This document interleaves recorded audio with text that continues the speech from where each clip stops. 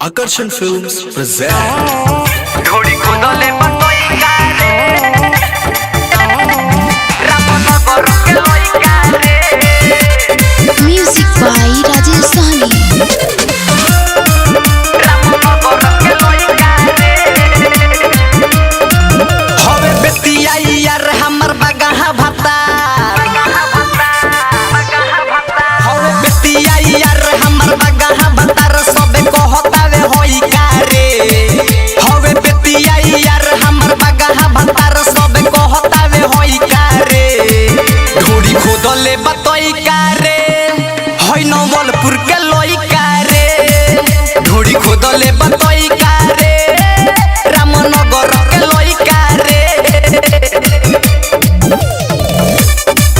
थोड़ी खुदले बतोई कारे रामनगर के लोई कारे रिया रिकॉर्डिंग स्टूडियो नरकटियागंज।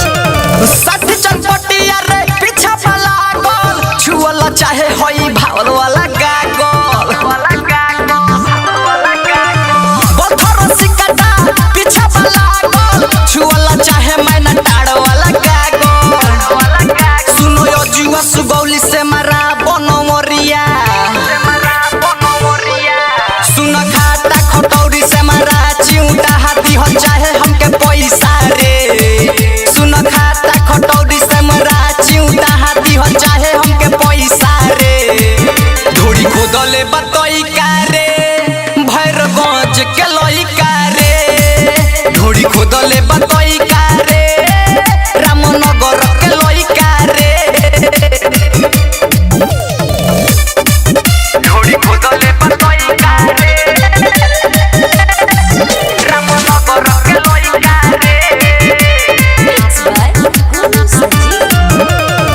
नरकटिया गज में गैरनी नाचे उहाँ के लइका सब गोजिए से गाथे पंडई के सरिया हम गैरनी नाचे उहाँ के लइका सब गोजिए से गाथे सुनो गो फुला मथुरा ननकार मोतिहारी सुनो यासी कोय अकेला संगे गोलू सोनो जीव काम कोइले बायोई सारे सुनो यासी कोय अकेला संगे गोलू सोनो जीव काम कोइले बायोई सारे ढोड़ी खोदले बतई कारे होई धाना हाके लोई कारे